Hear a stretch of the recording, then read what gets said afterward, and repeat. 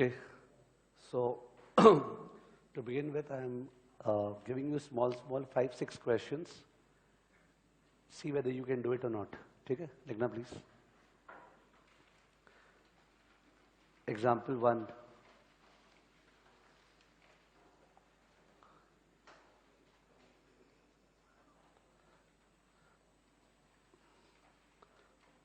RA, risk adjusted real rate equal to 11%. Risk adjusted real rate equal to 11%. RF real equal to 7%. Calculate risk premium. करो compute.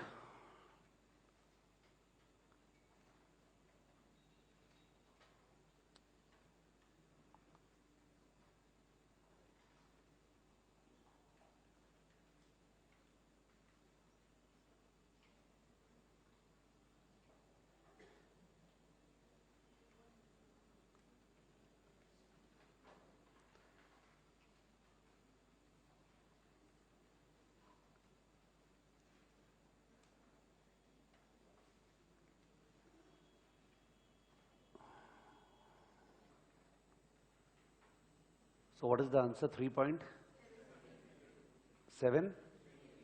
3.73% क्या? Okay, 3.73% आ रहे. 11 में से 7 हटाने, because 11 risk adjusted है जबकि 7 risk free है. दोनों रियल है, इन्फ्लेशन का कोई झमेला नहीं है यहाँ पे. दोनों रियल रेट है, एक रिस्क एडजस्टेड है, एक रिस्क फ्री है. तो रिस्क एडजस्टेड में तो रिस्क प्रीमियम मिला हुआ है ना, उसमें से RF हटा देंगे तो क्या बचेगा? Risk premium. तो अकॉर्डिंगली हटाने के लिए डिवाइड करते हैं. 1.11 divide by 1.07, the whole thing -1. ठीक है ना? 1.11 divided by 1.07, the whole thing -1, equal to 0.03738, equal to 3.738%. इस क्वेश्चन में फॉर एग्जाम्पल अटकना नहीं चाहिए था किसी को. अगर कोई अटक रहा है तो then in that case you got to introspect कि कोई भी पर्सन जिसका एग्जामिनेशन बहुत देरी से ड्यू है 2020 या 21 में, एंड उसके एंड ही थॉट डेट चलो ज्वाइन कर लेते हैं, चालू हो जाएगा. चालू आपके चालू करने से होगा, मेरे चालू करने से नहीं. ठीक है? तो I am not of the variety जो बोलता हूँ you don't have to study at home, you have to study at home.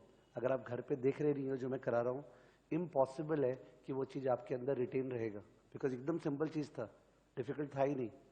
ठीक है? तो यू आर द बेस्ट जज as to what's happening. तो I am afraid about people जिनका 2020 या 21 में है और जो लोग सोच रहे हैं अभी थोड़ी पढ़ना है. अगर आप क्लास अभी ले रहे हो तो आपको हर बार घर पे रेफर करना जरूरी है जो किया हुआ है. ठीक है? तो एकदम, वरना रिटेन नहीं रहेगा. समझ में आएगा क्लास में, बट घर पे रिटेन नहीं रह सकता. Once your mind needs to run. Second example. Second example है risk adjusted real rate 14%.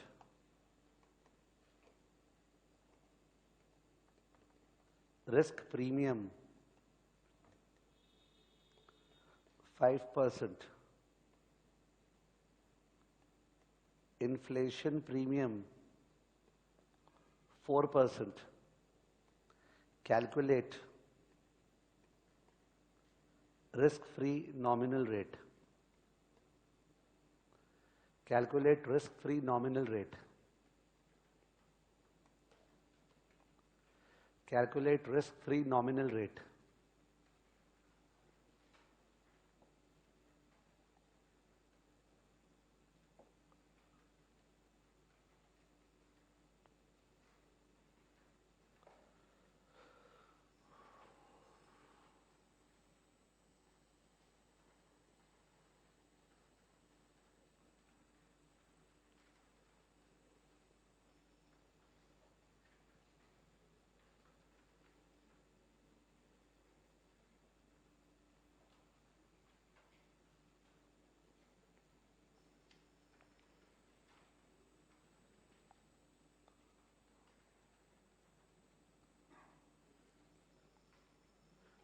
Yes, what is the answer?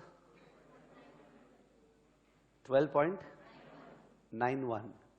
14 में से 5 हटाना है, 4 मिलाना है, क्योंकि जो 14 है वो रिस्क एडजस्टेड है, पर आपको निकालना है रिस्क फ्री।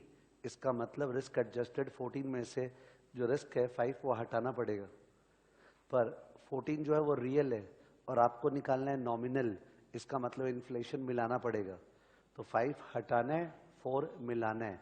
हटाने के लिए डिवाइड बाय 1.05, मिलाने के लिए मल्टीप्लाइड बाय 1.04, यानी 1.14 divide by 1.05 the whole into 1.04।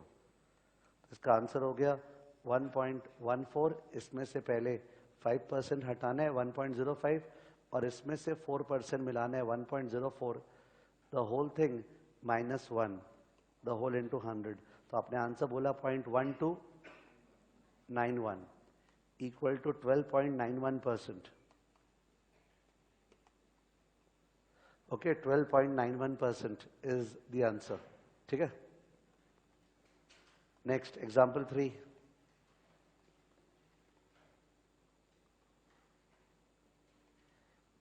If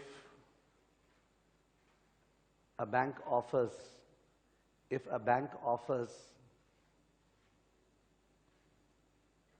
15% per annum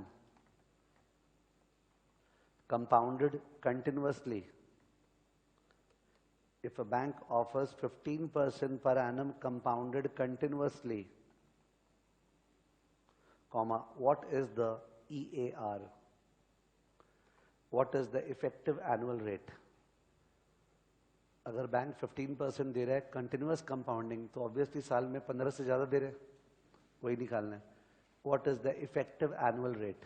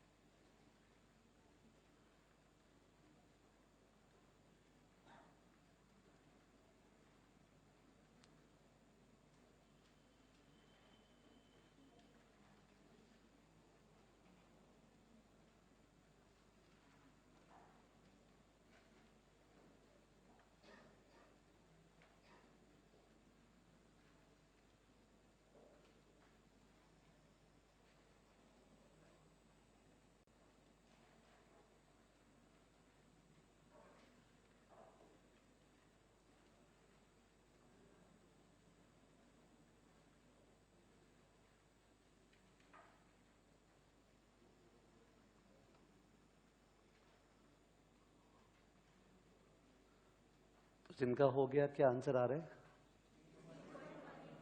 16.185%। 185 क्या? कंटिन्यूअस कंपाउंडिंग में तो कुछ ध्यान रखना है, केवल सीधा ई पावर आई। क्या? ई पावर आई। सिंगल चीज याद करने बोला था, कंटिन्यूअस कंपाउंडिंग में ई पावर आई। ऑफ कोर्स जो ई पावर आई करेंगे उससे ब्याज नहीं आएगा, 1 प्लस आ रहेगा। क्या आएगा? तो 1 हटाना पड़ेगा तभी तो इंटरेस्ट आएगा। ठीक है, तो in that case the answer is e to the power 0.15 और इसमें से 1 लेस करना पड़ेगा। Okay, e to the power 0.15, e to the power r सिखाया गया था, और of course e to the power 0.15 निकालने का तरीका इजी था।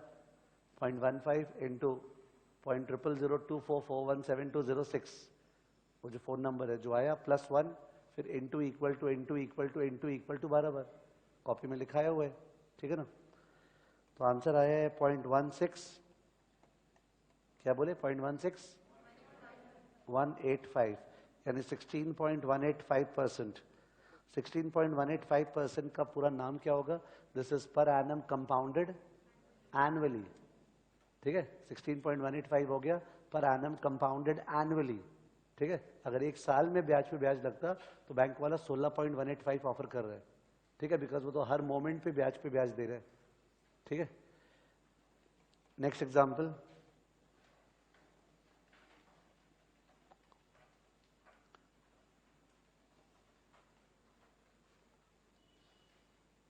a bond will provide the following cash flows in future. A bond will provide the following cash flows in future. Bond will provide the following cash flows in future.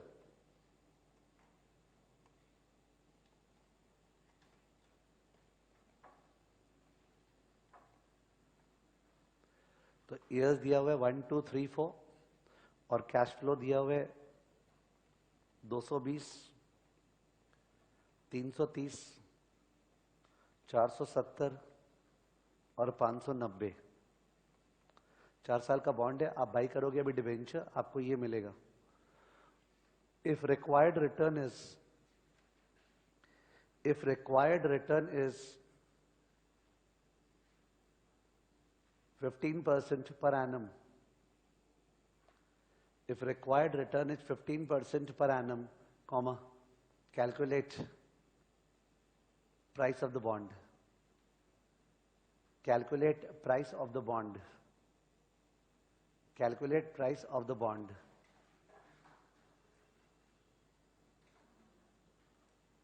यानी simply in चारों का PV निकालना है।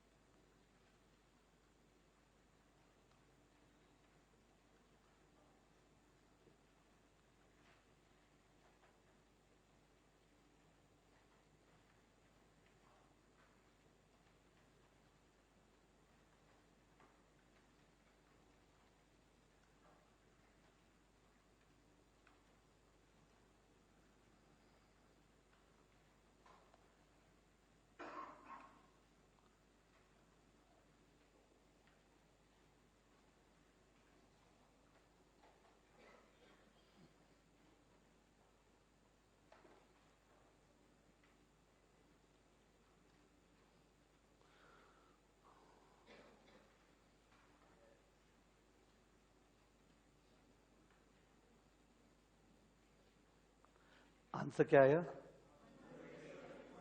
1087.13 या 14, 1087.13 या 14 आए।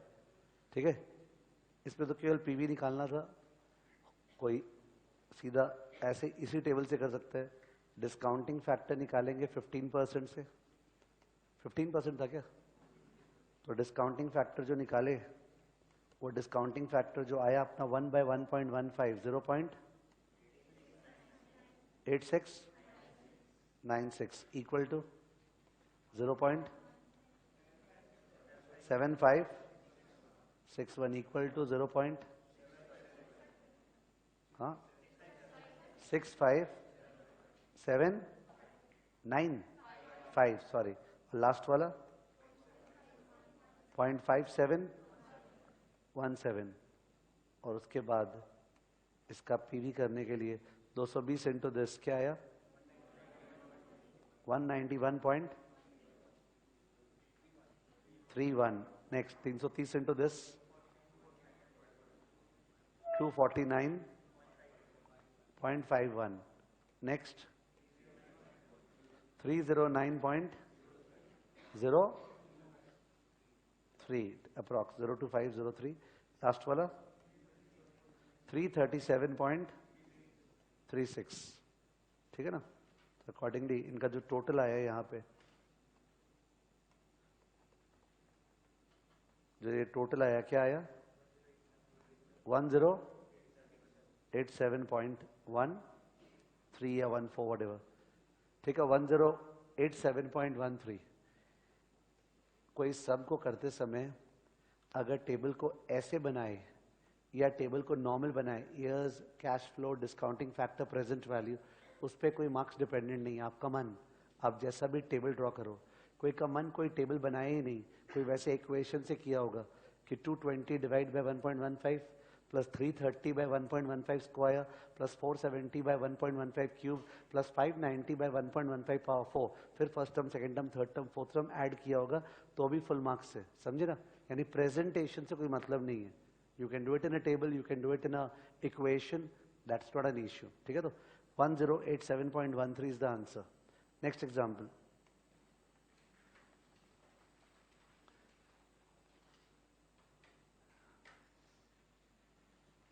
Next example है fill in the blanks.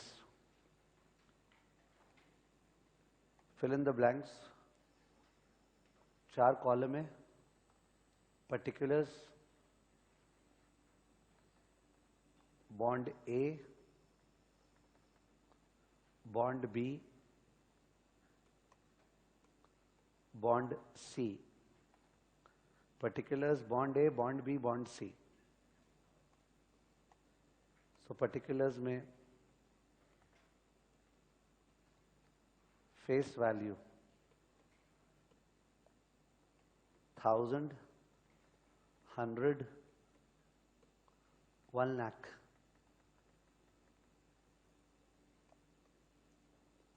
Point number B, coupon rate.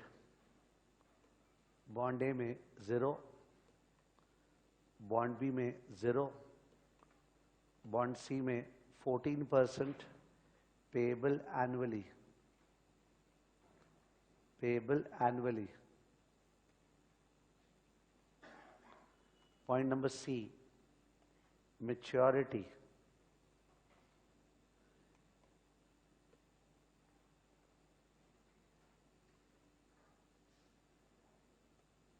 $2.5 years,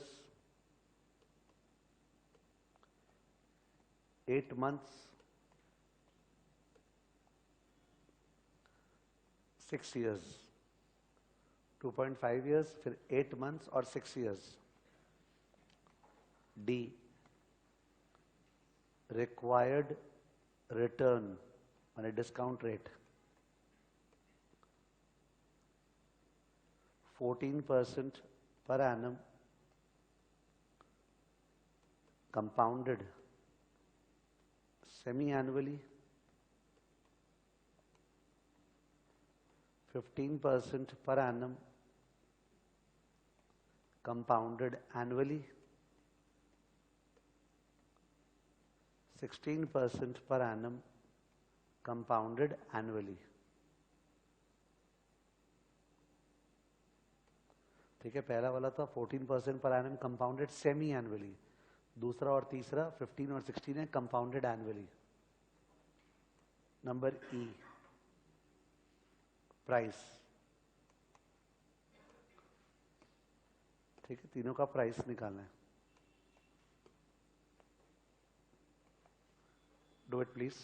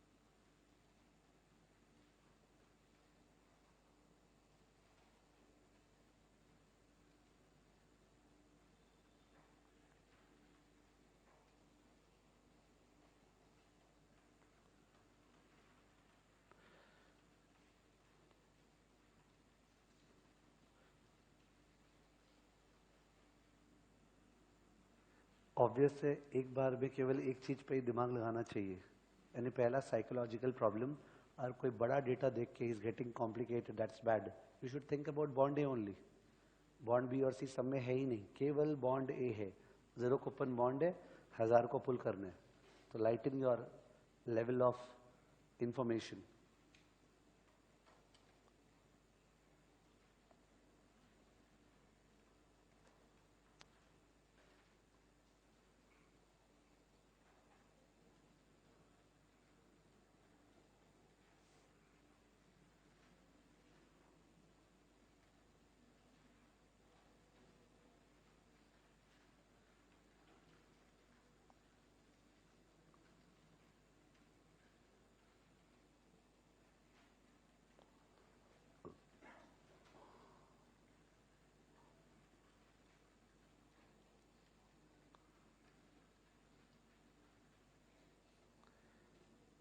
तो फर्स्ट वाला क्या आंसर है? 712.99, ठीक है, 9899 जो भी है। 1000 जो था उसको 2.5 साल पहले टालना था, पर जो रेट दिया हुआ वो कंपाउंडेड सेमी एनुअली, तो कितने यार बात हो गया, कंपाउंडेड सेमी एनुअली मतलब डिवाइड बाय व्हाट, 2, यानी 14 को 2 से डिवाइड करना है, क्या आया 7, तो फैक्टर बन गया 1.07। और ये जो फैक्टर है ये तो 6 महीने का है, तो पावर में होगा नंबर ऑफ 6 मंथ्स, तो 2.5 महीने में कितने सारे 6 मंथ्स होते हैं, 5, ठीक है ना। इसको आप डिस्काउंटिंग फैक्टर से कर सकते हो, 7% कॉमा 5 का डिस्काउंटिंग फैक्टर इंटू 1000, ठीक है ना। क्या आंसर है इसका, क्या बोले वापस से? 712.99 अप्रॉक्स आ रहा है, 712.99 इज द आंसर, ठीक है। प्रॉब्लम केवल उसी का होगा जो अपना नेचुरल इंस्टिंक्ट यूज नहीं कर रहे, कि when the rate is given compounded semi annually, why are you not dividing by 2, ठीक है। सेकेंड वाले क्वेश्चन का आंसर क्या है? क्या बोल रहे हो? 91.10। इसमें 100 रुपया को टानना है 8 महीना पहले, ये भी ZCB है, 100 रुपया को टानना है। टानने के लिए जो रेट दिया हुआ है वो 15% per annum, compounded annually. Compounded annually मतलब डिवाइड मत करना, यानी कि नीचे में लिखोगे 1.15। अब 1.15 तो साल का है, तो पावर में आएगा नंबर ऑफ इयर्स, तो 8 महीना इज व्हाट, 8/12। 8/12 मतलब 2/3, ठीक है। पावर में आएगा 8/12 मतलब 2/3। 2/3 इज अ डर्टी पावर, ठीक है ना। तो आपको कैलकुलेट करते समय 1.15 का स्क्वायर रूट 12 टाइम्स, फिर -1, फिर इंटू 2/3, फिर +1, फिर इंटू इक्वल टू बार बार, जो भी आया 100 by that. The answer is 91.10, ये आंसर है 91.10। और जो ये वाला सम था ये तो एन्युटी का सम है, बिकॉज 14% पेएबल एनुअली, तो 14% ऑफ 1 लाख, 14,000 14,000 14,000 अपने को हर साल मिलेगा 6 बार एन्युटी PVAF, और लास्ट में मिलेगा 1 लाख। इसको पुल करना है 16% से, ठीक है। तो अकॉर्डिंगली यहाँ पे हो गया price is equal to 14,000 into annuity factor 16% comma 6 plus 1 lakh into discounting factor 16% comma 6, ये करना था, ठीक है ना। आंसर क्या आया है? 92,630.53, ठीक है। वैसे बड़ा फिगर है, पॉइंट नहीं भी बोले तो भी चलेगा। 92,630.53 या 92,631 जो है वो आंसर है। कोई भी इंट्यूशन प्रोवाइड करेगा कि आंसर जो है 1 लाख से कमती क्यों आया है लास्ट वाला? फर्स्ट और सेकंड तो फेस वैल्यू से कम आना ही है, बिकॉज अपने को केवल फेस वैल्यू मिलने वाला है, और उसको जब टानेंगे तो आंसर फेस वैल्यू से कम आएगा।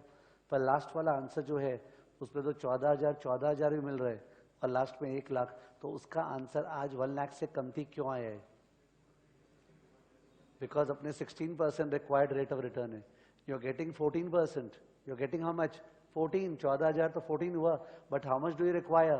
16. थिंक अबाउट द पेन, केवल 14% मिलने वाला है, चाहिए 16, तो हम 1 लाख क्यों देंगे? You are smart enough to understand कि अगर 16% कूपन होता, क्या 16% कूपन, तो इक्वेशन होता 16,000 into PVAF 16,6 plus 1 lakh into PVAF 16,6, answer exactly 1 lakh आता। क्योंकि 16% मिल रहा है, 16 से पुल कर रहे हैं, 1 लाख आंसर आता। ये सारे डिस्कशंस बॉन्ड चैप्टर में होंगे, ठीक है? तो मैंने ये डिस्कशंस किए नहीं, मैं प्योरली टाइम वैल्यू मनी पढ़ा रहा था, ठीक है ना? Okay, next example,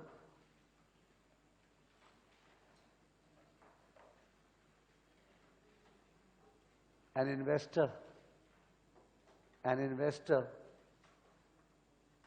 is evaluating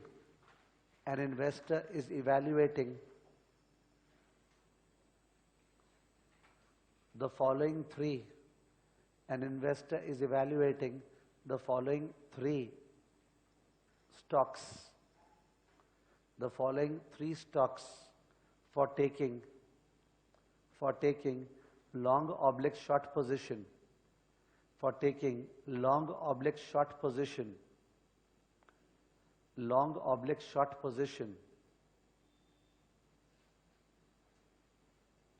dash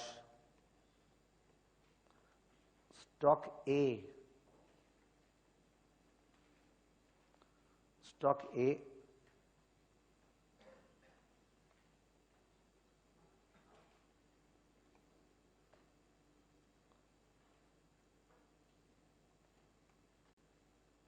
no growth firm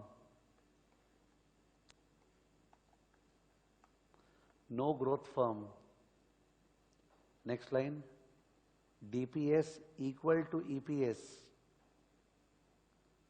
equal to 50 per annum forever.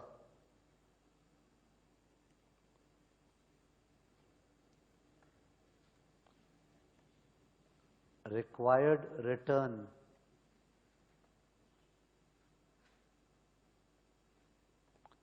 12.5% per annum.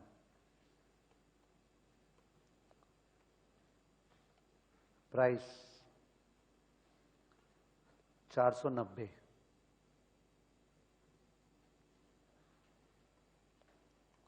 Stock B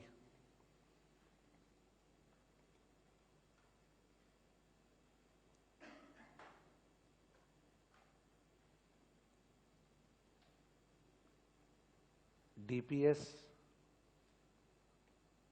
for the year just ended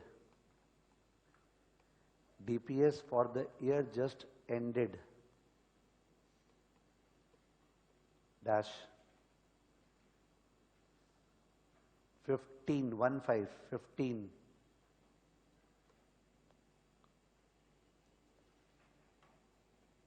constant growth rate forever equal to 4% per annum.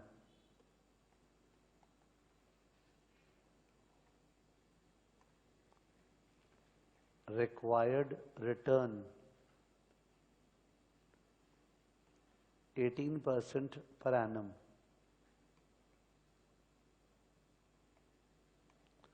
Price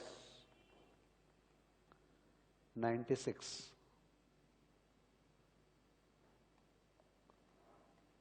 Stock C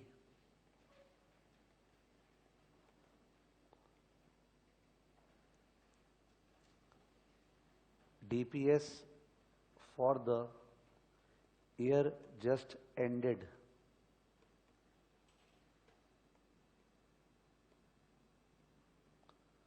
60. Growth for next 5 years,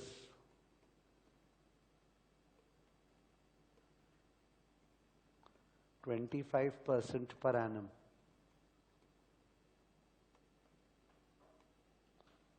Growth beyond 5 years,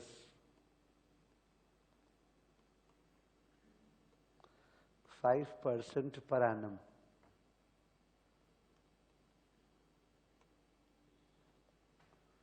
Required return 15% per annum.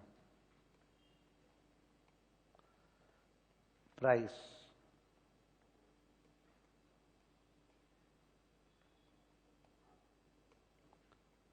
$690.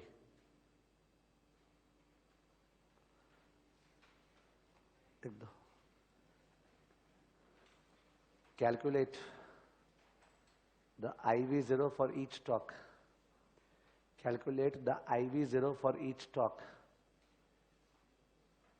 and give your investment recommendation. Calculate the IV0 for each stock and give your investment recommendation. IV0 for each stock and give your investment recommendation.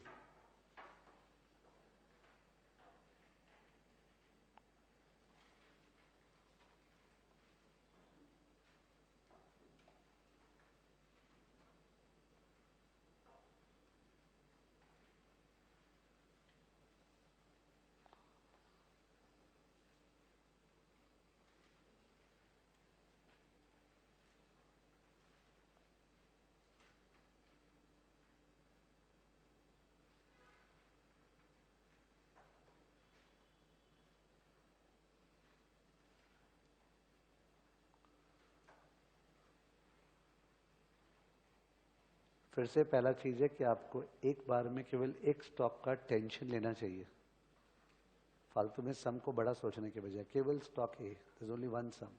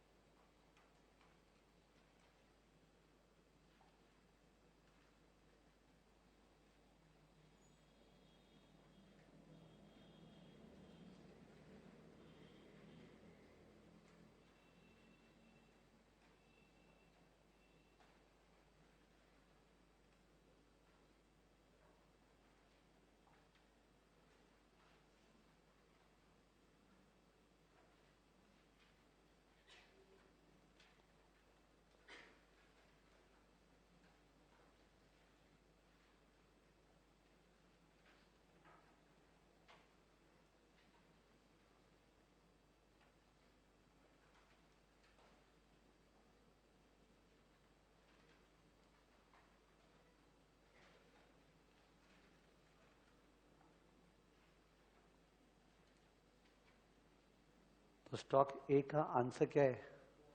400. 50 divide by 0.125 A by I. ठीक है ना, perpetuity का सम है. 50 divide by 0.125 equal to 400 और 490 उसका दाम है. Over priced, short. ठीक है, जैसे अपना हैबिट है क्लास में लिखते हैं, since P0 greater than IV0 the stock is over priced, investor should go short. Exam में इनको लैंग्वेज से मतलब ही नहीं है. सपोज किसी का लैंग्वेज ज्यादा वो नहीं है, पेशेंस नहीं है, वो लिख दे 400 आया, therefore over priced dash short, full marks है. ठीक है, इस आर एम का कोई मार्क्स नहीं है, समझे, केवल लॉजिक का मार्क्स है. तो you don't have to take any tension of whatever language I dictate.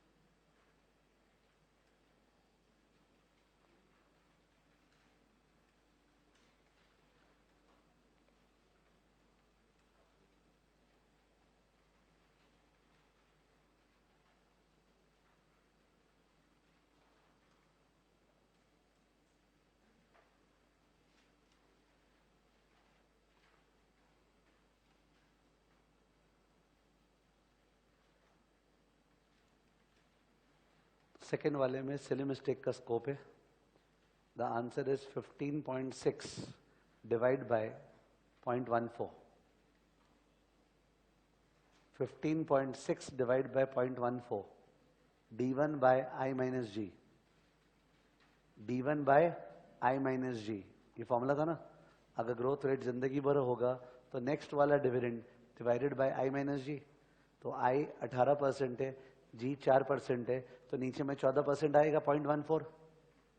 ठीक है, तो नीचे में तो मिस्टेक का स्कोप ही नहीं है. I was not talking about silly mistake regarding the denominator. नीचे में तो i माइनस जी आना है. 18 माइनस 4 14%. पर ऊपर में d0 आएगा कि d1. d1 what you are ready to pay today is for the future dividend, not for the past dividend. तो DPS जो दिया हुआ है वो तो for the year just ended है. तो जो year just ended है 15, वो D0 है कि D1 है? D0. ठीक है, तो ये सिली मिस्टेक का बात कर रहा होगा. तो अपने में से जिन्होंने भी किया 15 बाय 0.14, उनका वो मिस्टेक हो गया. वो लोग भूल के कर दिए D0 बाय i माइनस जी, जबकि आपको एक बार ग्रो करा के D1 बाय i माइनस जी करना था. 15.6 डिवाइड बाय 0.14. देखिए 15 को 4% बढ़ाएंगे तो 15.6 आ रहे हैं ना. 15 को अगर 4% ग्रो कराएंगे तो 15.6 आ रहे हैं. 15.6 इज d1 और divide by i minus ji.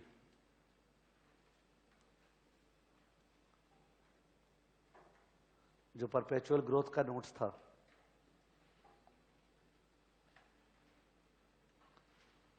IV0 equal to d1 divide by i minus g equal to 15 into 1.04 divide by 0.18 minus 0.04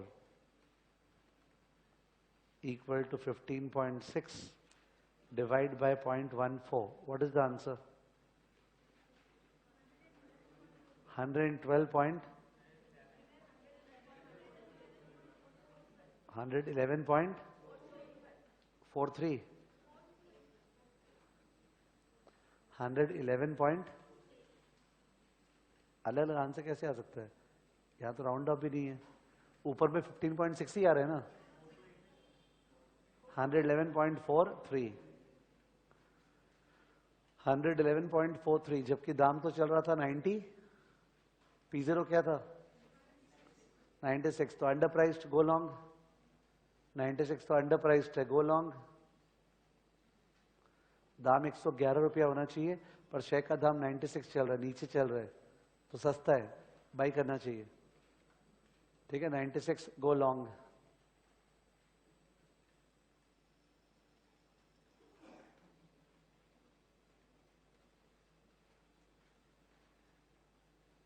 अब थर्ड वाले में आप लोग को स्टेज 1 और स्टेज 2 के हिसाब से करना पड़ेगा.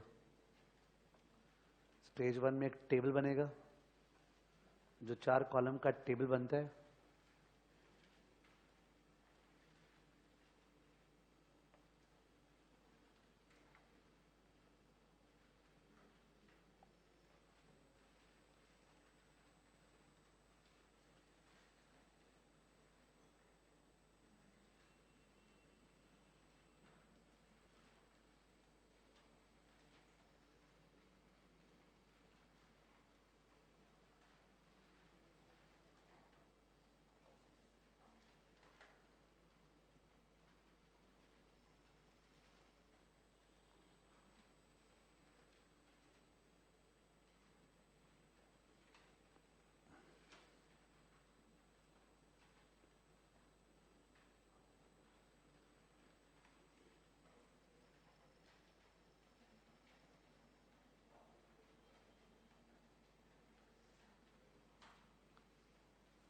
थर्ड वाले सम में स्टेज 1 और स्टेज 2 के हिसाब से होगा.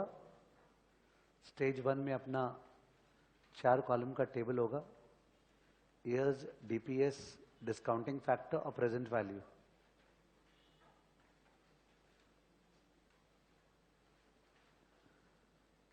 ईयर्स 5 साल है, 1 2 3 4 5. डीपीएस पे जो 60 था वो तो लास्ट ईयर का था, उसको 25%, 25%, 25%, 25%, 25% से ग्रो करवाना है. उसके बाद डिस्काउंटिंग फैक्टर 15% पे, और उसके बाद प्रेजेंट वैल्यू. तो वो आने वाले 5 साल का प्रेजेंट वैल्यू आ जाएगा।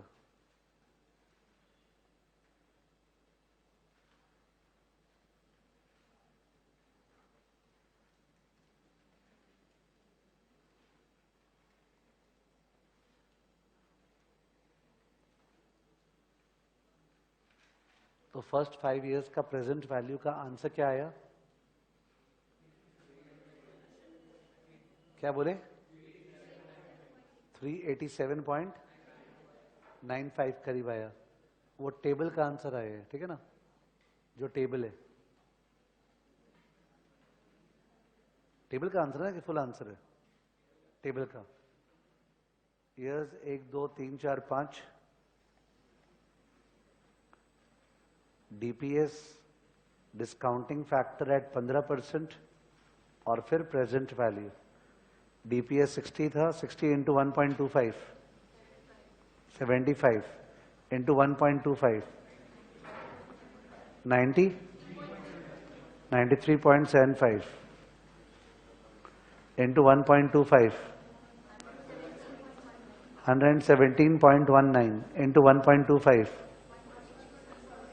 146.48 इंटू 1.25, 183.10। ये सारा डिविडेंड है 25% से ग्रो करा के। डिस्काउंटिंग फैक्टर में नहीं लिख रहा हूं और उसके हिसाब से प्रेजेंट वैल्यू लास्ट कॉलम में आया। The figure is 387.9495। यहां डिफरेंसेस आ सकते हैं डिपेंडिंग अपॉन थोड़ा राउंडिंग ऑफ का। तो ये 5 साल का प्रेजेंट वैल्यू हुआ। उसके बाद आप लोग को स्टेज 2 पे जाना है। तो 5 साल तो यहां कवर हो गया। तो जाहिर है स्टेज 2 में फॉर्मूला होगा P5 equal to D6 by I minus G. कि 5 साल बाद, जैसे मैं 5 साल शेयर को होल्ड करूंगा तो कंपनी से मेरे को D1 D2 D3 D4 D5 मिलेगा और फिर शेयर को बेचूंगा तो क्या मिलेगा? P5। पर जाहिर है तुम मेरे से 5 साल बाद शेयर क्यों खरीदेगा? उसके आगे का डिविडेंड्स पाने के लिए। तो the price at the end of 5th year shall be the present value of the 6th years dividend and beyond. इसलिए D6 बाय I माइनस जी। ठीक है, स्टेज 2 जो है।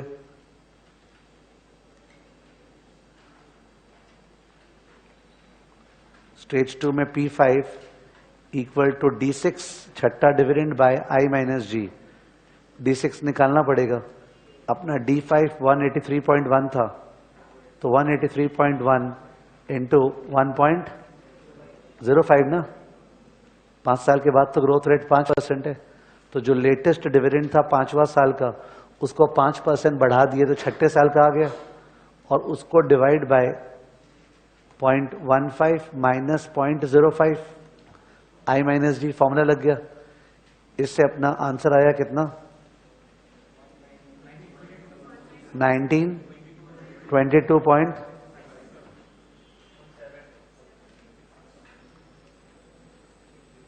ठीक है, 1922.666070 ऐसा लोग बोल रहे हैं। तो अप्रॉक्स सपोज ये आंसर है, पर ये तो वहां खड़ा है कहाँ? 5 साल बाद। इसका पीवी करने भूल गए तो रॉन्ग आ जाएगा सम। तो अकॉर्डिंगली इसका PV present value of P5 is equal to 1922.66 multiplied by 5वां डिस्काउंटिंग फैक्टर क्या था? 0.4971। जो 5वां डिस्काउंटिंग फैक्टर था टेबल में आप लोग क्या आया होगा? तो इससे आया क्या? 955.9। ठीक है, 9697 whatever। दिस इज स्टेज 2 का आंसर। अपने 955 रुपया देने तैयार है for the dividend of the 6th year and beyond, और अपने 300 समथिंग देने तैयार थे फॉर द फर्स्ट 5 years। तो therefore IV0 is stage 1 plus stage 2। Okay, क्या आंसर? 1343.85 या 9। ठीक है, 1343 1344 आंसर है। और क्या प्राइस लिखाया था इसका? 690। अंडर प्राइस्ड है, गो लॉन्ग। ठीक है, 1343.85 अंडर प्राइस्ड है, गो लॉन्ग। इस टाइप के सम में और ज़्यादा प्रैक्टिस का बहुत ज़्यादा ज़रूरत है, ठीक है ना। पर वो अपने अभी नहीं कर रहे, वो इक्विटी चैप्टर में करेंगे। इक्विटी चैप्टर में बहुत ज़्यादा प्रैक्टिस है इस टाइप के सम्स का, ठीक है। तो you just have to give me that benefit of doubt कि हाँ कमती प्रैक्टिस है बिकॉज टाइम वैल्यू मनी चल रहा है, ठीक है। एक लास्ट एग्जाम्पल, उसके बाद आगे बढ़ते हैं। लिख दो एग्जाम्पल।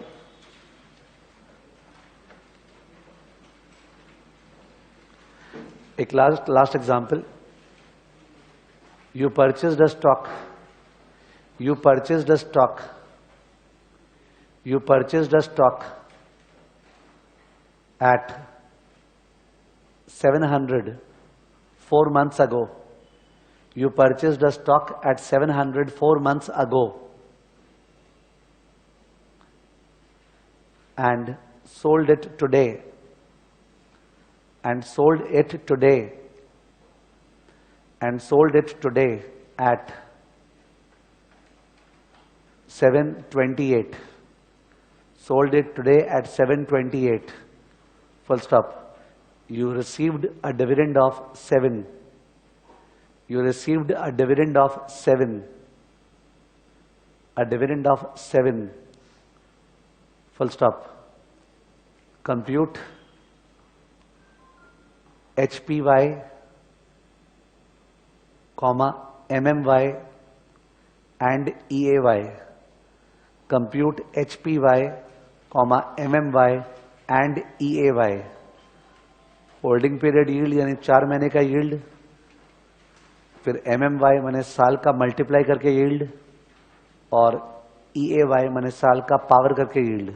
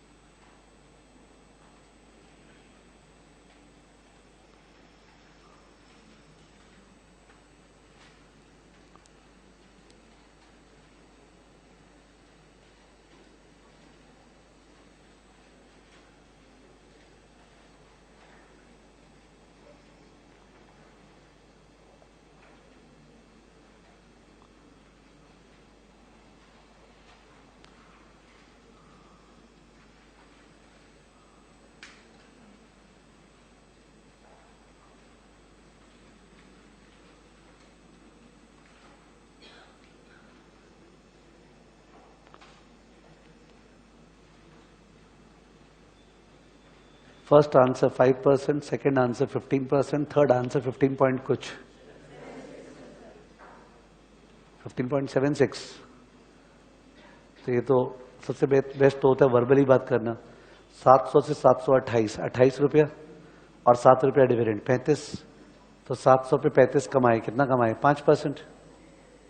5% कमाए 4 महीने में, तो साल में इंटू 3 15, ठीक है ना। Formula wise HPY is equal to D1 plus P1 minus P0 by P0, यानी कि 7 plus 728 minus 700 divide by 700 is equal to 5%। This is HPY, और MMY मतलब HPY को साल में बदलना है। फॉर्मूला से करेगा तो HPY इंटू 12/n, यानी 5% इंटू 12/4, कि 4 महीने का इतना तो 12 महीने का कितना, 15%। EAY मतलब अगर आप 5% कमाते तो ब्याज से ब्याज लेके तो 15 से ऊपर हो जाता।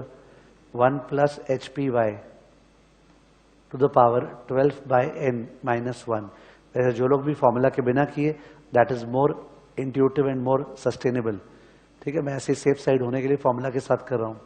1.05 टू द पावर 12/4 माइनस 1, यानी 1.05 क्यूब माइनस 1। ओके, 4 महीने में 1.05 तो 8 महीने में स्क्वायर, तो 12 महीने में cube. 1.05 cube minus 1, answer is 0.1576, that is 15.76% compounded annually. जो 15.76 है वो ब्याज पे ब्याज लेके है, तो वो इफेक्टिव है, कंपाउंडेड एनुअली। जो 15 था वो केवल स्टेटेड है, it was compounded every 4 months.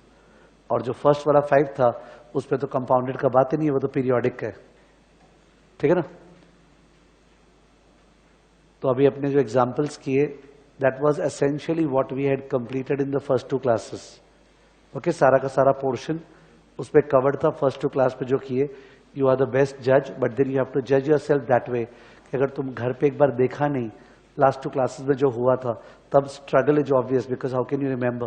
But अगर तुम देखा है फिर भी नहीं हो रहा है, तो इन दैट केस और एफर्ट चाहिए, या फिर you have to revert to me कि कहाँ पे क्या चीज समझ में नहीं आ रहा है। ठीक है ना। It is not very hi fi stuff, but then it is CA final. ठीक है। तो जो थोड़ा सा दिक्कत का स्टफ है, वो जो पावर वाला, वो सब तो बताएंगे ही ना। एक फ्रेंचाइजी पार्टनर हम लोग के, वो कल फोन किए और बोले कि सर इस बार एक काम कीजिए ना, शुरू में जो है बहुत ही इजी पोर्शन कराइए, कुछ भी डिफिकल्ट मत कराइए। तो जो भी हम लोग के डेमो क्लास करने आता है वो अटेंड करेगा, सोचेगा वाह मजा आ रहा है। प्रॉब्लम है मजा देने के लिए बैठे नहीं है ना, बिकॉज मेन मजा तो पास होने से आता है। यहाँ पे क्लास में if you are stressed and you feel that नहीं यार दिमाग ज्यादा लग रहा है, ठीक है, घर पे जाके वापस एफर्ट करते हैं। ये सब pain is not a pain as compare to the pain of not clearing in the first attempt. तो I think we better focus on that pain. ठीक है, जो चीज रिक्वायर्ड है बाद में उसको छुपाने से फायदा क्या है, वेदर इट्स कंटिन्यूअस कंपाउंडिंग और वॉट एवर। ठीक है ना। केवल एक चीज है, you have to refer at home once. ठीक है। अपने सेकेंड पार्ट चालू कर रहे हैं, चलो please part 2।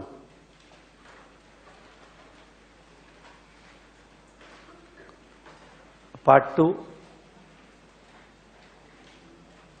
application of statistics. Part 2 है application of statistics. Part 2 application of statistics. Application of statistics.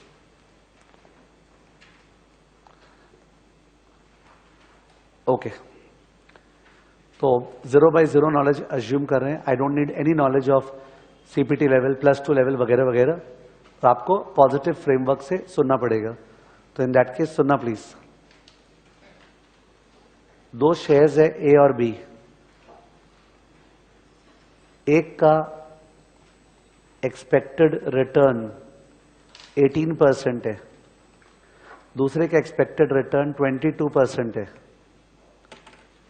2 stock है, दोनों में से कोई एक स्टॉक खरीदने का सोच रहा हूं नेक्स्ट ईयर के लिए। तो ऑब्वियसली मैं क्या रिटर्न कमाऊंगा वो बहुत इंपॉर्टेंट चीज है। We love higher return. तो एक्सपेक्टेड रिटर्न 18 और 22 है। ये जो एक्सपेक्टेड वर्ड है ये बता रहे कि ये रिटर्न्स एवरेज रिटर्न है। क्या है ये? एवरेज। कि सर अगर स्टॉक ए बाई करेंगे तो एग्जैक्टली आप क्या अर्न करेंगे ये कोई नहीं बोल सकता है। The stock can go down, yes it can. The stock can go up, it can go too much up. ठीक है। तो वो डेटा मैंने शेयर नहीं किया, पहले मैं आउटपुट शेयर कर रहा हूं। वो जो भी डेटा था उसका एवरेज निकाले। एवरेज माने जैसे मीन निकालते हैं ना, से 15, 17, 19 का एवरेज 18%। स्टॉक बी में 22% एक्सपेक्टेड रिटर्न है। तो एक्सपेक्टेड को देखते ही पहला फीलिंग आया सर ये तो एवरेज है। 18 इज सर्टेन और uncertain? Uncertain. If you buy the stock A, will we surely get 18? No. Can we get more than 18? Yes. Can we get less than 18? Yes. 18 केवल average है। क्या है वो? एवरेज।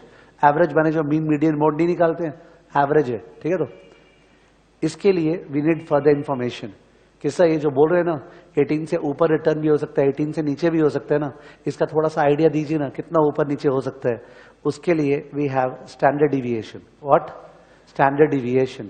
स्टैंडर्ड डिविएशन में second word क्या है? Deviation. Deviation मतलब 18 से कितना ऊपर या नीचे भागेगा, 18 से कितना ऊपर या नीचे भागेगा। और जो फर्स्ट वर्ड है स्टैंडर्ड, उसका मतलब है ऑन एन एवरेज कितना ऊपर नीचे भागेगा। बिकॉज भागने को तो 18 से 20 भी हो सकता है, केवल 2% ऊपर भागा, ठीक है। भागने को तो 18 से 10 भी हो सकता है, 8% नीचे आया। और भागने को 18 से 40 भी हो सकता है, 22% ऊपर। तो किस्सा कभी 2% ऊपर, कभी 8% नीचे, कभी 22% ऊपर। तो मेरे को 2, 8, 22 का एवरेज चाहिए।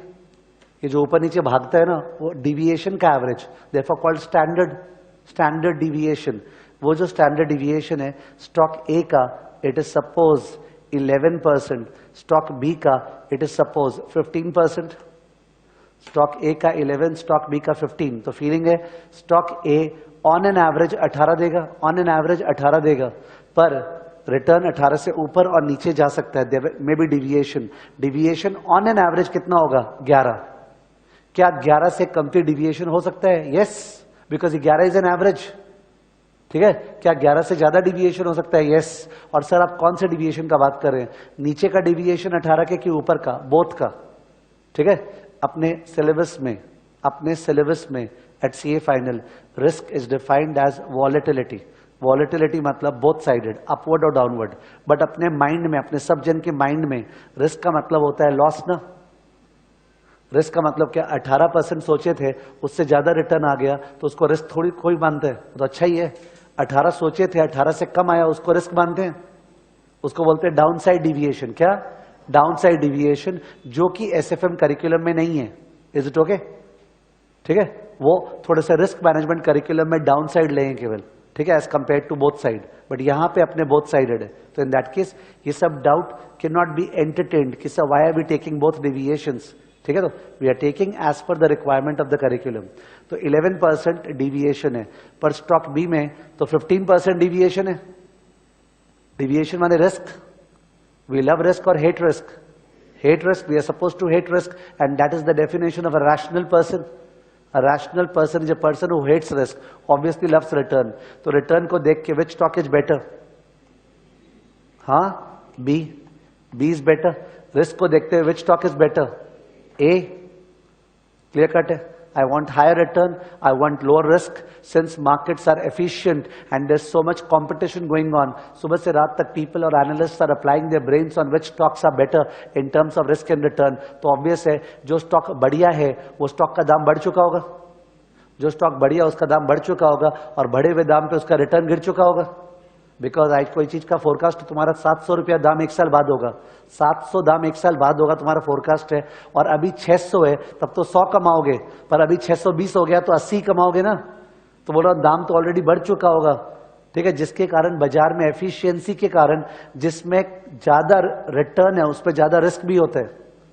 स्टॉक बी में ज्यादा रिटर्न है, बढ़िया लग रहा है, पर वो बढ़िया के चक्कर में ज्यादा क्या है? रिस्क। तो we are in a deadlock as to which stock to go for।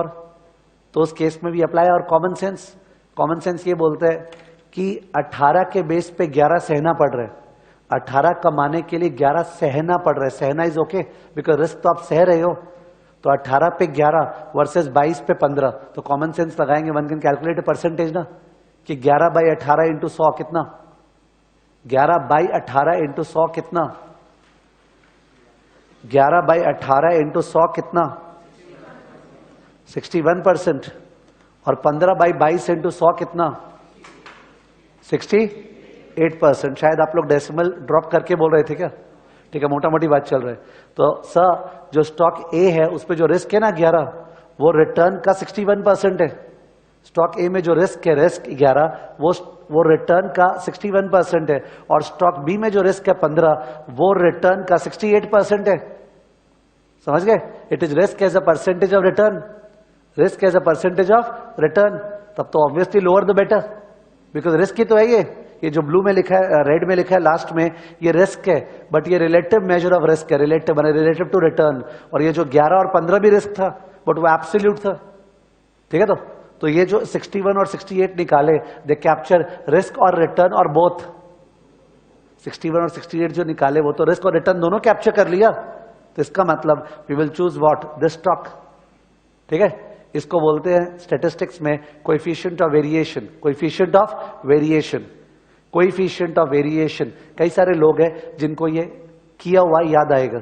ठीक है, कोएफिशिएंट ऑफ वेरिएशन बहुत जन के तो अगर second year third year BCom में है तो उस पर भी होगा ही। ठीक है, वैसे सीपीटी में भी था, वैसे +2 भी बहुत जन के था। खैर उससे मेरे को मतलब नहीं है, but I am trying to say आप फ्रेश भी समझ सकते हो। ठीक है, तो स्टैटिस्टिक्स क्यों काम का है? बिकॉज अपने जो भी डिसीजंस लेंगे कंपनी के लिए या इन्वेस्टर के लिए, वो डिसीजन में देयर विल बी सर्टेनिटी और there will be uncertainty. Uncertainty, हर चीज में तो अनसर्टेनिटी है।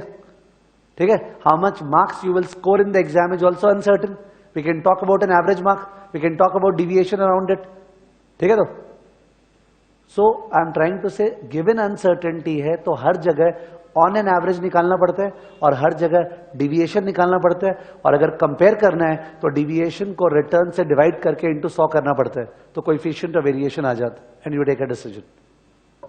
सही है, तो ये चीज इनएविटेबल है और बहुत ही सिंपल स्टफ है। इसमें कोई भी कैलकुलेशन नहीं आया एक्सेप्ट थर्ड वाला। सीवी फुल फॉर्म क्या था? Coefficient of variation. उसका फॉर्मूला हो गया एसडी बाय मीन। क्या?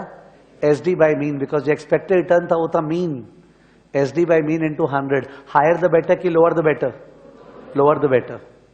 करेक्ट है, ठीक है ना। अब ये बताने के बाद फिर अपने बैक ट्रैक करेंगे। बैक ट्रैक ये करेंगे कि सर रिटर्न और रिस्क निकलेगा कैसे। ये जो रिटर्न 18% आपने तो निकाला होगा ना, और जो एसडी 11% निकाला होगा, तो रॉ डेटा देंगे उससे निकाल लेंगे अपने। ठीक है, तो वहां बैक ट्रैक करेंगे। वो करने के बाद और एक चीज आता है कि ये जो 18% एवरेज है और 11% एसडी है। ठीक है, तो उस केस में बताना प्लीज फिर से। ऑन एन एवरेज स्टॉक ए में 18% कमाएंगे, सही है। ऑन एन एवरेज स्टॉक ए में 11% वॉलेटिलिटी है। क्या इसका ये मतलब है? हो सकता है, ध्यान देना। ठीक है, क्या इसका ये मतलब है कि स्टॉक ए का रिटर्न पक्का, क्या बोलते हैं हम, 7% और 29% के बीच में लाई करेगा? Have a look at the figures. Stock A का रिटर्न पक्का 7 और 29 के बीच में लाई करेगा। 7 और 29 में कैसे बोल रहा हूं ये सबको समझ में आ गया होगा। 18 - 11 इज व्हाट? 7। 18 + 11 is what? 29। तो in that case stock A का रिटर्न पक्का 7 और 29 के बीच में लाई करेगा। Is this statement by me true और false? False, because 11% is not the maximum deviation. अगर 11% मैक्सिमम डिविएशन होता तो इसका नाम चेंज कर देना चाहिए। We should call it MD, maximum deviation. इसका नाम क्या है? एसडी। कभी कभी डिविएशन 11 से ज्यादा भी हो सकता है, 11 से कम भी हो सकता है। तो in that case, suppose somebody wants to find out, so what is the probability, what is the chance that the return on stock A will be negative? Will be negative. आप स्टॉक ए पैसा लगा रहे हो, अपने बात करें on an average 18% return, पर risk involve है, तो क्या पता स्टॉक ए में शेयर का दाम गिर जाए, और गिर गया तो रिटर्न तो नेगेटिव। रिटर्न तो नेगेटिव और होने को तो हो ही सकता है, क्योंकि इंग्लिश लैंग्वेज बोल रहा हूं, पकड़ना। If stock A goes down, if stock A का return goes down by 2 standard deviations below the mean, by how much? 2 standard deviation below the mean. What is the standard deviation of stock A on the board? 11. What is 11 into 2? 22. तो अगर stock A का return 22% नीचे चला गया 18 से, 18 - 22 क्या हो गया? -4, सॉरी -4 आया। 18 - 22 -4। इसका प्रोबेबिलिटी क्या है? As an investor I would like to know. Please imagine आप मैनेज कर रहे हो किसी पर्सन का पोर्टफोलियो, कोई हाई वेल्थ क्लाइंट है, तो उसके साथ आप बैठे हो समझने के लिए, because he is going to give you crores of rupees to invest. ठीक है, तो you will have to understand उसका गोल्स, ऑब्जेक्टिव्स, और वो आपसे रिस्क समझ रहे हैं ना, तो वो पूछ रहे हैं आपसे कि ठीक है 18 11 समझ में आ गया है, ये बता मेरे को मेरा पैसा डूबने का स्कोप क्या है। वो सीधा ये पूछा, मेरा पैसा जो तुम 18 11 ज्ञान दे रहे हैं ना, ये बता डूबने का स्कोप क्या है, कि डूब ही जाएगा। ठीक है, कि 0% से नेगेटिव रिटर्न होगा, तो उस केस में अपने को वो भी तो बताना पड़ेगा। पर उसके लिए तो मेरे को ये पता होना चाहिए कि एक्चुअली रिटर्न का डिस्ट्रीब्यूशन क्या है, रिटर्न का डिस्ट्रीब्यूशन क्या है। मतलब 18 के अंदर जाइए, सब बताइए ना वो रिटर्न कैसा कैसा हो सकता है। ठीक है, तो अगर मैं बता दूं तुम लोग को कि सर डिस्ट्रीब्यूशन ऐसा है, -5%, -3%, 9%, 25%, 40%। ध्यान देना, ये जो है ये रिटर्न्स है। क्या है ये? रिटर्न्स। मतलब अपने अनुसार स्टॉक को अगर बाई करेंगे तो 5% खो सकते हैं, नहीं 3% खो सकते हैं, नहीं 9% कमा सकते हैं, नहीं 25% कमा सकते हैं, नहीं 40% कमा सकते हैं। इनमें से कौन सा? आई डोंट नो, पॉसिबिलिटी है, बिकॉज सारे चीज मेरे कंट्रोल में थोड़ी है। ये कंपनी कौन सा इंडस्ट्री बिलोंग करता है, वो इंडस्ट्री कैसा परफॉर्म करेगा, स्टॉक मार्केट कैसा परफॉर्म करेगा, ये कंपनी का सेल्स कैसे होगा, इसका मार्केट शेयर क्या होगा, God knows, there are n number of uncertainties. तो I am not able to say with precision, but as a professional person I am telling क्या क्या पॉसिबल है गिवन माई रिसर्च। ठीक है, तो और इसका प्रोबेबिलिटी दिया हुआ है, प्रोबेबिलिटी, चांस। तो इन दैट केस ये है 0.25, ये है 0.15, ये है 0.12, ये है 0.28। कितना हो गया? 25 और 15 40, 40 और 12 52, 52 और 28, हाँ 52 और 28 80, और ये हो गया 0.2। पूरा प्रोबेबिलिटी मिला के तो 1 होना पड़ेगा ना, 100% मेरे को पूरा बताना पड़ेगा कि क्या क्या हो सकता है। तो वो मैंने बता दिया कि भाई 25% चांस है कि स्टॉक का प्राइस गिरेगा और रिटर्न -5, 15% चांस है स्टॉक का रिटर्न -3, 12% चांस है स्टॉक का रिटर्न 9, 28% चांस है स्टॉक का रिटर्न 25, 20% चांस है स्टॉक का रिटर्न 40। ठीक है, तो आप बोर्ड पे देख के बताओ, अगर कॉमन सेंस लगा रहे हो तो बता सकते हो। मेरे से क्लाइंट ने पूछा है what is the scope of negative return, board पे दिख रहा है, what is the scope of negative return, board पे दिख रहा है 40%, बिकॉज दो ही बार तो रिटर्न नेगेटिव है, -5 इज नेगेटिव, -3 इज नेगेटिव, दोनों का चांस क्या है? 25 और 15 कितना हो गया? 40।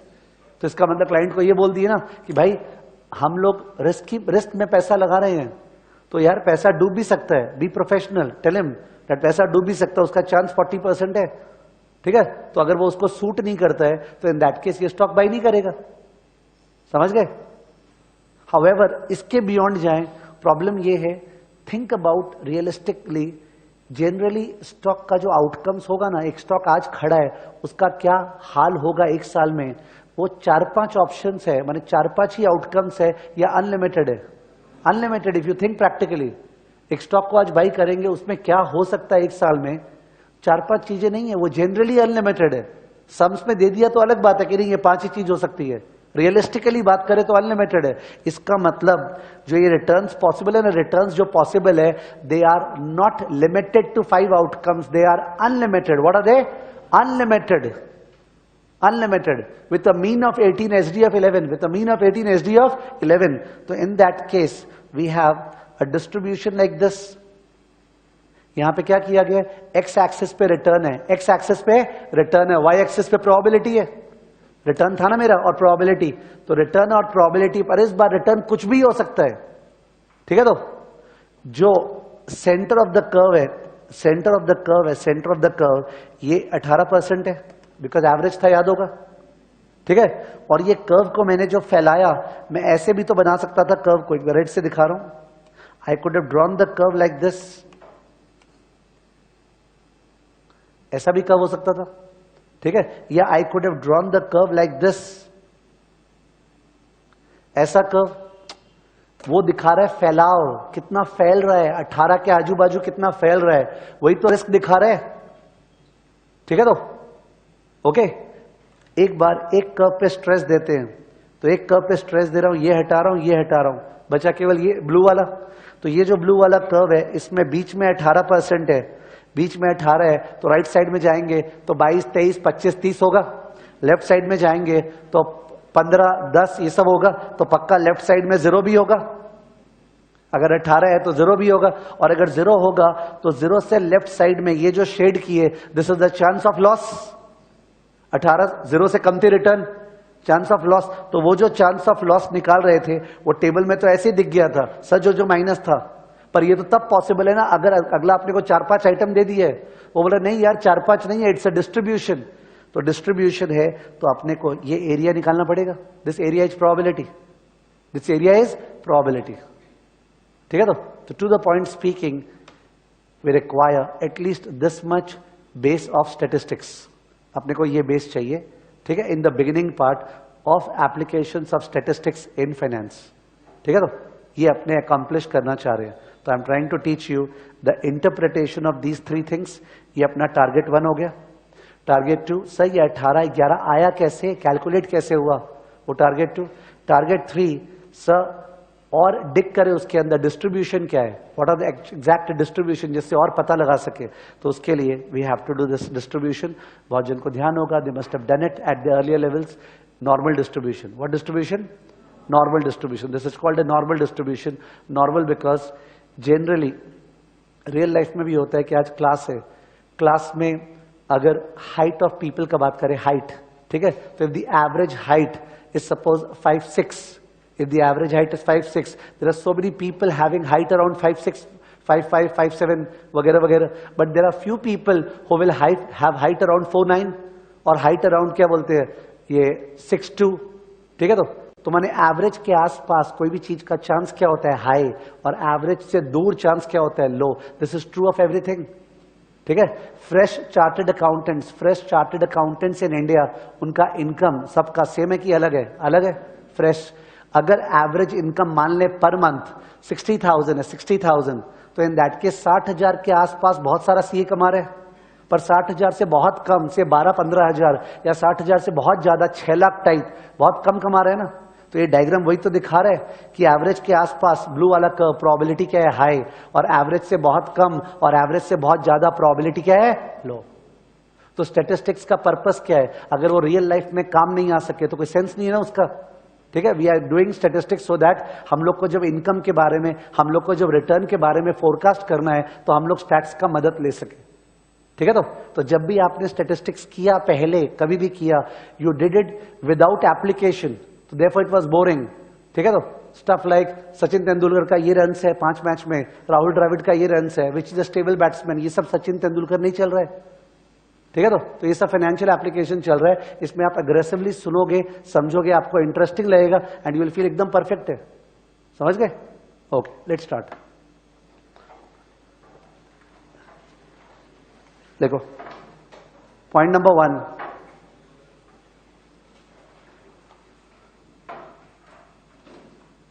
Point number 1, most of the financial decisions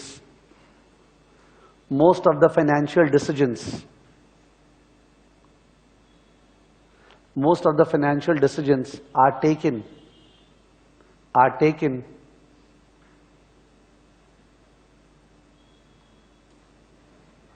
in the presence of uncertainty,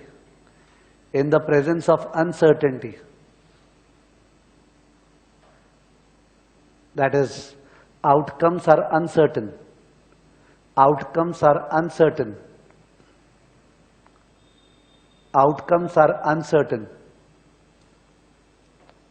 dash, para change, first arrow,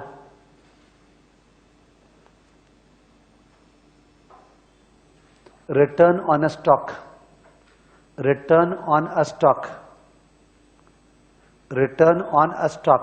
एक स्टॉक का रिटर्न अनसर्टेन है। Next arrow, exchange rate bracket रूपी पर डॉलर, एक्सचेंज रेट ब्रैकेट रूपी पर dollar 6 months from now, exchange rate bracket रूपी पर dollar 6 months from now, 6 महीने बाद रूपी पर डॉलर का एक्सचेंज रेट क्या होगा, क्या वो 70 तोड़ के 71, 72 चला जाएगा, या वापस से कूल डाउन होकर 65 हो जाएगा, या 68 पे रहेगा, दैट्स अनसर्टेन, ठीक है। Next arrow,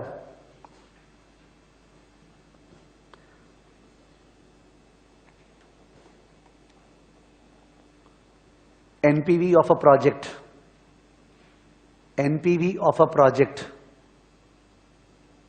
NPV of a project, तो प्रोजेक्ट में क्या कैश फ्लोज होगा, गॉड नोस, इट्स अनसर्टन, तो उसका एनपीवी अनसर्टन है, तो ये सारी चीजें अनसर्टन है, ठीक है ना। ओके, तीनों एरोज के बाद पैरा चेंज, सेम पॉइंट चल रहा है। We should be able to quantify, we should be able to quantify the expected outcome, we should be able to quantify the expected outcome, bracket mean, bracket में mean, जो mean median mode होता है उसका mean बोल रहे हैं, bracket में mean, and volatility of the outcome, and volatility of the outcome, and volatility of the outcome, volatility of the outcome, bracket में standard deviation, bracket में standard deviation, standard deviation, full stop। फिर से para change, same point. A rational person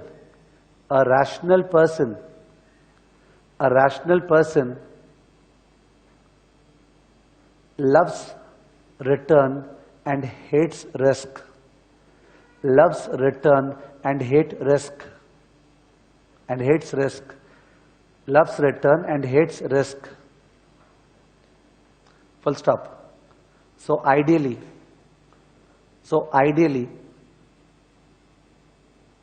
he would search for, so ideally, comma, he would search for, so ideally, comma, he would search for investments, he would search for investments with the highest expected return, with the highest expected return,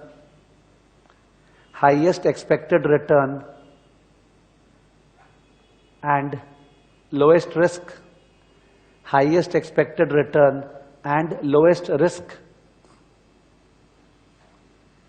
full stop। However, since markets are efficient,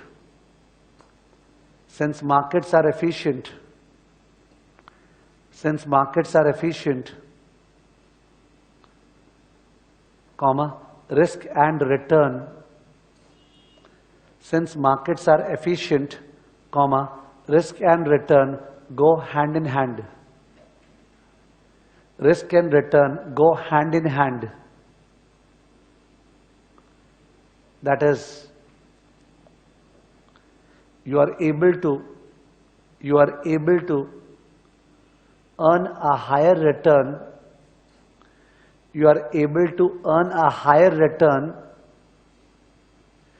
only by taking higher risk. You are able to earn higher return only by taking higher risk.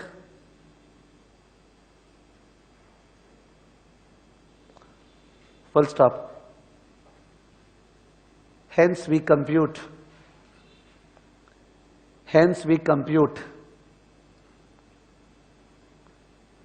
coefficient of variation. Hence we compute coefficient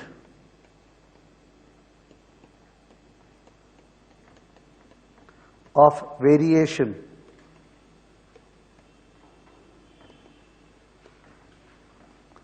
bracket CV, coefficient of variation bracket CV given by dash next line, CV equal to SD divide by mean into 100, CV equal to SD divide by mean into 100, next line, equal to risk as a percentage of return, risk as a percentage of return, dash, lower the better, Risk as a percentage of return dash lower the better. Lower the better.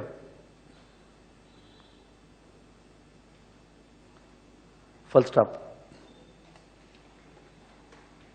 Para change. Example.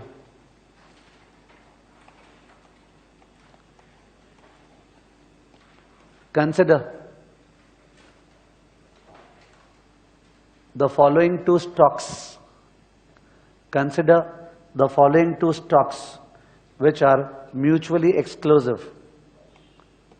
Consider the following two stocks which are mutually exclusive. Which are mutually exclusive. Copy कर दो, 3 column. Particulars stock A, stock B. Particulars stock A, stock B. Particulars stock A, stock B. Copy कर दो data. Expected return. Expected return माने mean 18 और 22. उसके बाद standard deviation. Standard deviation 11 और 15.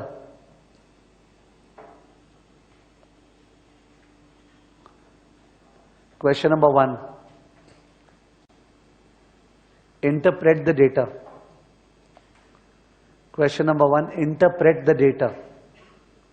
तो ये interpret the data is not an examination question, but उसके बिना it's not possible to do anything. ठीक है. Interpret the data. Solution.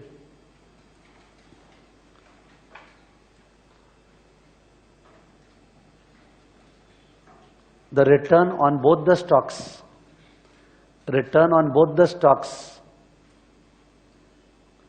return on both the stocks is uncertain. Is uncertain, sure नहीं है. Full stop. Stock A will provide, stock A will provide an average return of 18%. Stock A will provide an average return of 18%. तो average word sound करना जरूरी है कि average में 18 देगा.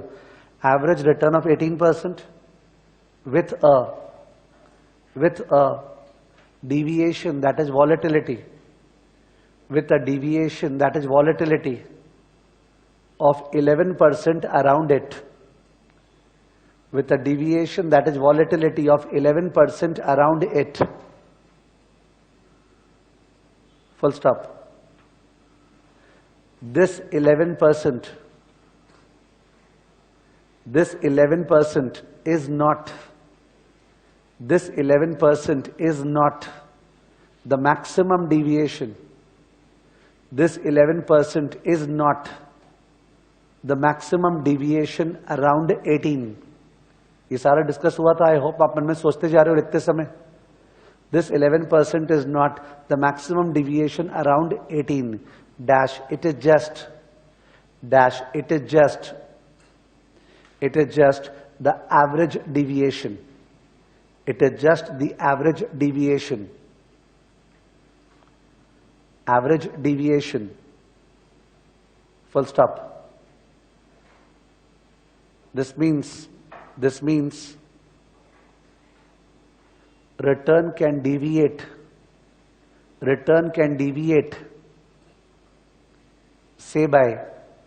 Return can deviate. Say. S-A-Y. Say by. Suppose. Okay. Say by. 2 standard deviation below the mean. 2 SD below the mean. Return can deviate by 2 SD below the mean. 2 SD below the mean. That is 18 minus 2 into 11. 18 minus 2 into 11 equal to minus 4%. 18 minus 2 into 11 equal to minus 4%. Full stop. तो ये interpretation वाला part हो गया. ठीक है. कि मन में तुम्हारे क्लैरिटी होना चाहिए. 18 का मतलब क्या है? ऑन एन एवरेज ऊपर नीचे भाग सकता है. 11 एवरेज भागेगा पर ज्यादा कमती ही भाग सकता है. ठीक है ना. Question number 2. Question number 2.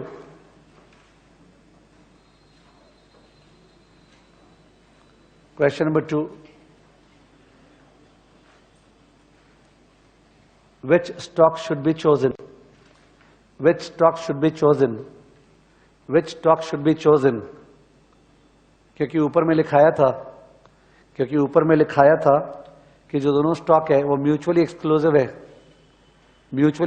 है, तो इन दैट केस दोनों में से एक ही अलाउड है ना, तो बोला which stock should B chosen, तो लिख दो solution based on expected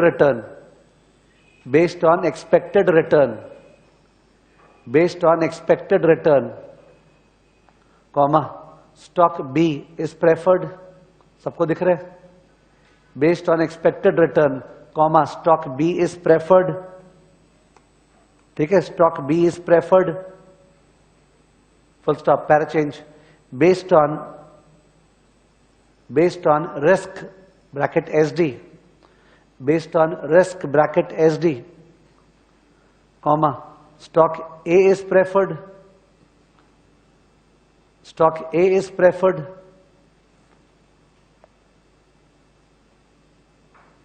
full stop, para change, since there is a deadlock,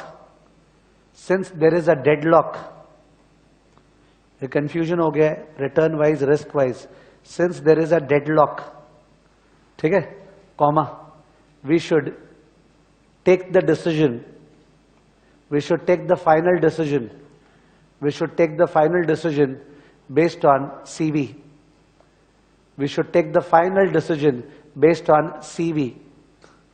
based on CV dash, next line, CV of A equal to 11 by 18 into 100, 11 by 18 into 100 equal to 2 decimal place पे बोलना 61.11%, 61.11%, okay, अपने समझने के लिए वहां bracket में लिख दो दिस मीन्स, ब्रैकेट में this means risk is 61.11% of return, this means risk is 61.11% of return, 61.11% of return, bracket close, next line, CV of B equal to 15 by क्या था 22 into 100 equal to what? हाँ 68.18%, 68.18%, इसको फिर से interpret कर रहे नहीं हो तो अपने समझ गए। Next line, since stock A has a lower CV, since stock A has a lower